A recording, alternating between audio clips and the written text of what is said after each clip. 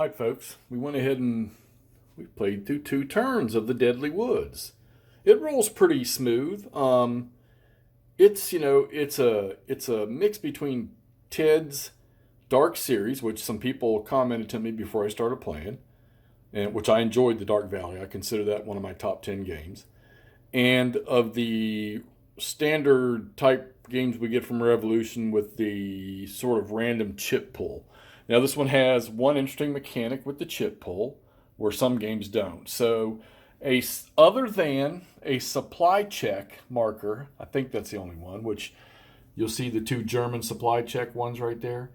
No side can have more than 2 consecutive activations or chit draws, or activation phases, however you want to call it. So, the move, combat, Panzer Division moves, reinforcements, things like that.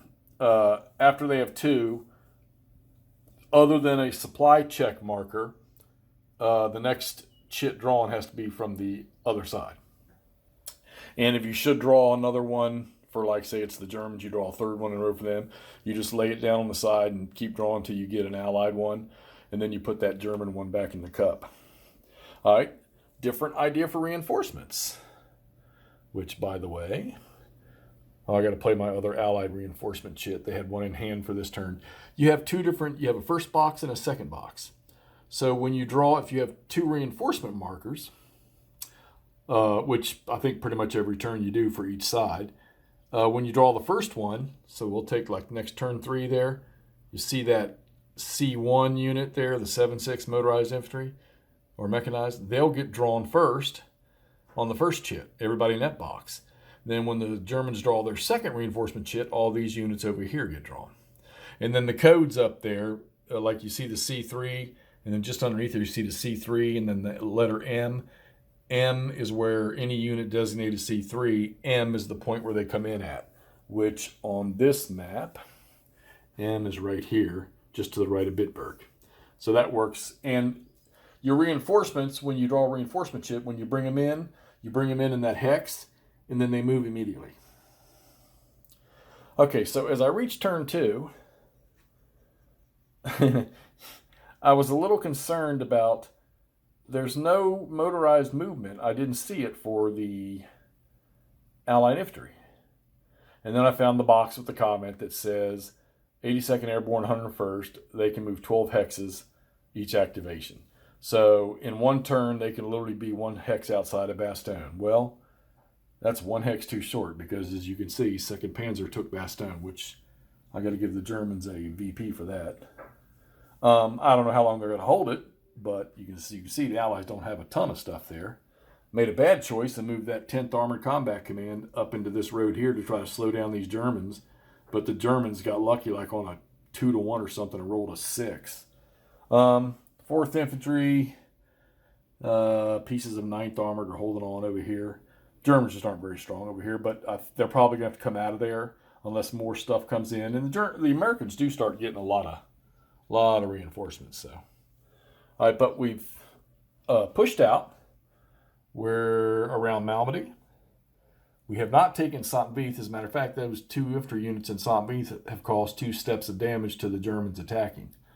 We've got sort of a little pocket up there, which this seems to be standard. I noticed in a lot of games where you have like minimal counters like that because everything's so spread out. And I thought first down here near Clairvaux, Marnock, and all this was going to be terrible, and it was.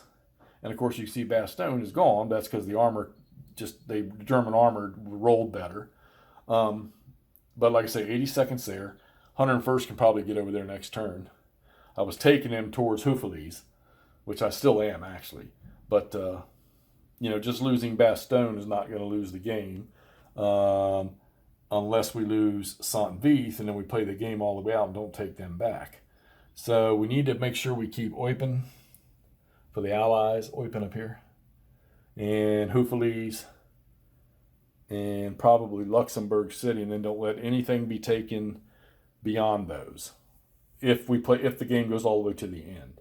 So you have 2 options. You can play 6-turn version of this game, or you can play the full all the way to the 12th turn, which is in the middle of January.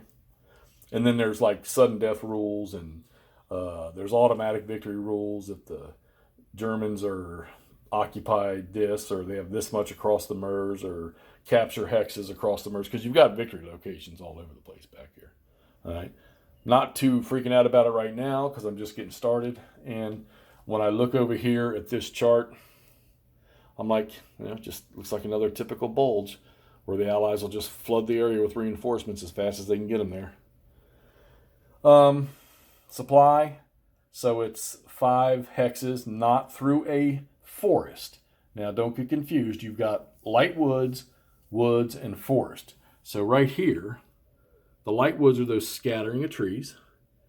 The woods are those right there, the kind of faded out green. And then the forest is that. So it's 5 hexes to a road that leads to a supply source, which is a reinforcement entry hex. All right. Much easier for the Allies. And really not too bad for the Germans. Friendly units do negate, so that's why those 3 stacks are like they are, so that this guy can trace through them and back to the road. Okay, so plays pretty easy, pretty light. Artillery is kind of like an artillery park. You have these counters here assigned to your armies or corps or whatever, your allies, and you can use them. They have effects. The naval woofers, they might lose their strength like 1 or 2 points depending on what kind of terrain they're shooting into. Allies have the same thing. You can only use them for the units that they are parent to, or that are parent to their corps or their army. All right. So the 7th, 5th Panzer, and the 6th Panzer both have 2 units each. Germans have a motorized vehicle. They can mount troops up. All their reinforcements, Allied infantry reinforcements, come in as if they were motorized. All right. They have the typical 2 movement point Grice marker. And of course the Allies have theirs, which actually did its job. Now it'll get moved. Engineers in this game, you don't move them. They come in and you put them in a town or a city that's in supply, or village that's in supply, and in their area, or near one of their units, their parent units. And then they have like a range where they can blow bridges and stuff like that. And any unit that's with them gets +3 to their strength. And you don't move them. You can remove them and then put them on the turn track 1 turn later and bring them back in somewhere else. Or the minute a German unit runs into their hex, you move them and they go on the turn record track 2 turns later. Thus, this engineer here that was in Bastogne, all right, he was taken out this turn, so he comes back in on turn 4. All right. So it's got some typical Revolution game, pretty simple methods of play. And then they'll throw in the rules to sort of mix it up a little bit and make it a little more fancy, give it a little more authenticity. So 2 turns, not bad. Not bad at all. It's early. Let's see how this goes. If this turns in, which I hope it doesn't, to an Ardennes 44 for me, this will go back in the box, which I like the box. The box is really, really pretty. So if you don't got it, wasn't real expensive. I think this was, pre-order was just under $60 or something like that. Worth that much money? Yeah. Good looking map. Counters are big. Nice. Right now I say yeah. I think it could have been a little bit cheaper, but right now I say yeah, it is. All right. So, oh, hey, by the way.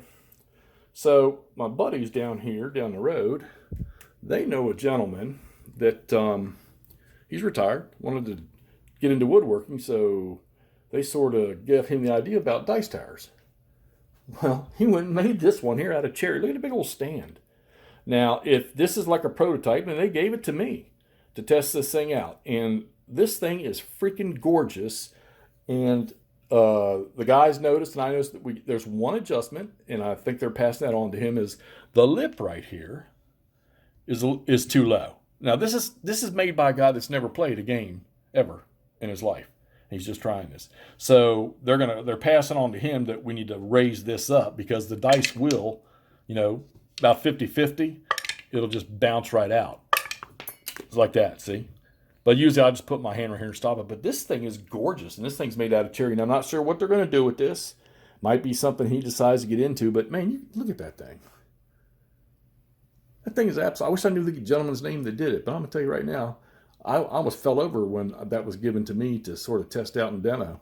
So anyhow, now you all are seeing it, and I hope to see what the next version looks like. Never know, this might turn into something for him to make some of these things, because we all know how expensive this crap is out there, and who knows what these might be. But like I said, I think he said he made this one out of cherry, So it's really good wood. He stained it. He put felt, put that felt padding and stuff down there, and made a really, really nice. And this, like I say, this is a guy that's never done this stuff. All right, nice looking drop tower in there. So anyhow, I've been using it and I like it, no doubt about that. So we'll see what happens, what becomes of it. I'll keep y'all updated as those things get out. Who knows? Maybe he'll decide to turn it into a business and start making these things. We'll see. All right, well, let's get Deadly Woods up so y'all can see some at least some after action type review stuff. Maybe I'll do some live play here after a couple turns when I'm comfortable with the system. All right, we'll talk to y'all shortly.